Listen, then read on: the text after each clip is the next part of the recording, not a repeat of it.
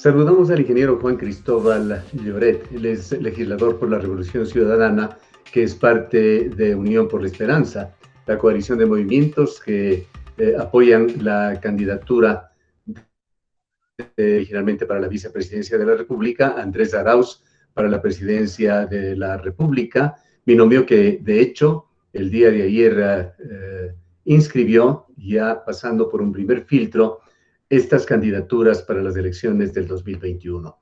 Al tiempo de darle la bienvenida, ingeniero Lloret, quisiéramos conocer qué es lo que se aspira o cuál es la estrategia tras la inscripción del binomio Andrés Arauz-Rafael Correa, sabiéndose a ciencia cierta que este va a ser impugnado.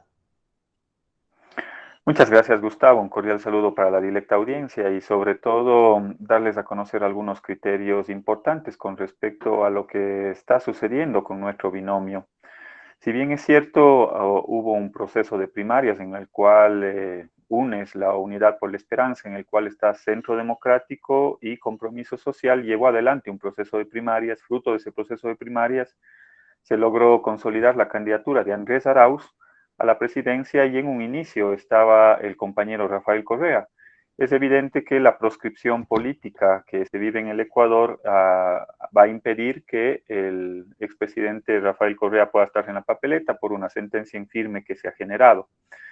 Ante eso, nosotros no tenemos otra obligación que cumplir lo que dice el Código de la Democracia en el sentido de poder inscribir lo que sucedió dentro de los procesos primarios. Y dentro de los procesos primarios se eligió ese binomio. Por eso se procedió el día martes a la inscripción de esa candidatura a esperas efectivamente de que el Consejo Nacional Electoral conforme el Código de la Democracia y sus reglamentos, seguramente impugnará ese binomio, sobre todo por el vicepresidente, y eso nos da la posibilidad de, en 48 horas, conforme establece el artículo 40 o 48 del Código de la Democracia, nos permita cambiar esa candidatura de Rafael Correa por el compañero Andrés Rabascal. Más de un analista, y entre ellos permítanme mencionar a dos concretamente. El uno, Cuatro Pelagatos, el portal Cuatro Pelagatos, a través de uno de sus editorialistas, y el otro, el expresentador de Teleamazonas, el señor Ortiz, han señalado que Revolución Ciudadana, Unión por la Esperanza o Rafael Correa han hecho y han dado todos los pasos necesarios para que este proyecto electoral no progrese, que la intención es en realidad quedarse fuera de estas elecciones victimizando a sus candidatos. ¿Qué nos puede decir usted al respecto? Mire, esas son elucubraciones que no tienen ningún sentido, ¿no? Cuando los ciudadanos estamos a expensas de que en estos momentos tan difíciles que vive el país, luego de una crisis sanitaria y una crisis económica, la gente tiene una esperanza enorme en que el nuevo proceso electoral le abra la puerta de la recuperación de la esperanza, de la recuperación del futuro, y precisamente hacia allá estamos apuntando. Es por eso que cuando yo, si quieren, me permito hacer una evaluación un poco del escenario económico, político y social que estamos viviendo, en esos tres ámbitos, yo veo como una olla de presión en el Ecuador, es decir, una olla de presión con el quemador de la cocina en la llama más alta y con una sola válvula de escape. La válvula de escape que tiene la gente para que ese detonante no sea un detonante social en las calles como lo vivimos en octubre hace un año, es a través del proceso democrático, a través de las urnas, porque sabe que a través de un proceso democrático se puede nuevamente transformar la realidad de los ecuatorianos en una realidad de esperanza. Es por eso que nosotros hemos tenido la posibilidad de organizarnos y de poder inscribir este binomio que precisamente representa ese sentir de un gran número de ecuatorianos, seguramente no de todos, pero de un gran número de ecuatorianos, y esa válvula de escape ya no se convierte nuevamente en las calles, sino se convierte en un proceso democrático a través de las urnas, y eso es lo que espera la gente. Esperan y cuentan los minutos, los segundos, para que podamos ir a un proceso electoral y para que se termine este gobierno. Y ustedes están dando estos pasos, entonces, ingeniero Lloret, bajo la convicción de que el binomio por Unión por la Esperanza va a ser el señor Andrés Arauz conjuntamente con el comunicador Carlos Rabascal? Esa será nuestra presentación, nuestra aspiración. Hemos cumplido todos los planteamientos, los requisitos, lo que establece la Constitución, el Código de la Democracia, inclusive sus reglamentos de última hora. Y por lo tanto no veo ningún impedimento, al menos de carácter legal, que nos permita no contar con esa aspiración de tener un binomio que represente a las grandes mayorías y sobre todo esa aspiración del pueblo ecuatoriano de poder recuperar el futuro, de recuperar la esperanza. Esa es la única válvula de escape, además de una alta presión social que existe, que si es que no se da ese tema, seguramente el detonante puede ser otro y de consecuencias mucho más graves para el país. Las posibilidades de que el binomio no sea aprobado están allí presentes. Hay ciertos cuestionamientos que se hacen sobre el hecho de que Carlos Rabascal pueda o no ser inscrito. Pongámonos en el escenario de que no lo hagan. ¿Qué piensa usted va a suceder?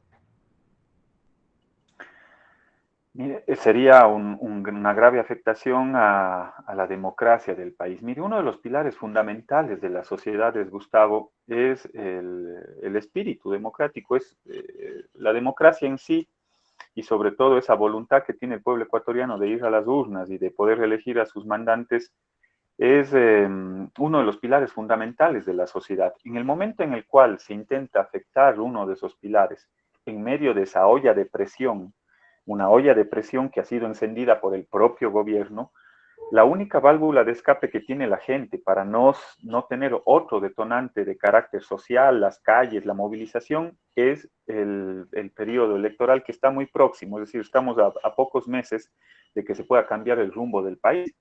Y las esperanzas de la gente están depositadas en ese proceso. En el momento en el cual se intenta meter esa mano oscura de poder impedir que se ejerzan los derechos políticos, democráticos, o inclusive que las organizaciones puedan participar, yo creo que el detonante puede ser otro. El detonante va a venir de la mano de una ciudadanía que en realidad mira con pocas esperanzas que este gobierno pueda corregir lo que no ha podido hacerlo en los últimos 3 años, y seguramente el detonante va a ser social y en las calles. Entonces es muy peligroso, es muy riesgoso. Están jugando con fuego en el momento en el cual ya se lucubra de parte de ciertos medios de comunicación, de parte de ciertos analistas políticos o algunos abogados, buscando ciertas normas, ciertas interpretaciones para tratar de impedir un proceso democrático. Mire, en democracia las elecciones se ganan en las urnas. Los ciudadanos son los que tienen que votar para que los candidatos puedan ser nuestras autoridades en un futuro. Si es que se lo intenta hacer a través de resoluciones, a través de sentencias, la gente no ve bien esas cosas, esas actuaciones, y por lo Ahora tanto pongámonos puede en el ser otro un escenario de detonante que el social. binomio efectivamente es aprobado. Andrés Arauz, Carlos Rabascal son los candidatos. ¿Qué expectativas se tiene sobre los resultados electorales? Usted ahora ha visto la serie de encuestas que han salido, de entre ellas, le guste o no le guste, Cedatos es una de las de mayor credibilidad, le da aproximadamente el doble de intención de voto al binomio de la derecha del señor Guillermo Lasso sobre Andrés Arauz en la última medición que presentó la semana anterior.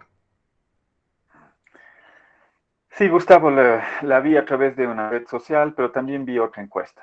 Primero me voy a referir a la que usted hace referencia de Cedatos. Anoche revisaba, y es más, le retuiteé un post que ponía la CEDES, que es una organización que vela por los derechos humanos en Ecuador, en el cual daba cuentas de una investigación que se pagó esa encuesta posiblemente a través de una empresa domiciliada en un paraíso fiscal de propiedad del banquero Lazo. Entonces, evidentemente hay un sesgo en esa encuesta, o aparentemente podría haber un sesgo en esa encuesta, pero yo A me la quiero encuesta de referir este a dato se otra, refiere usted. a la encuesta de CEDATOS. Vale la pena que revise la página de CEDES, que ¿Ya? es una Sí. organización de derechos humanos.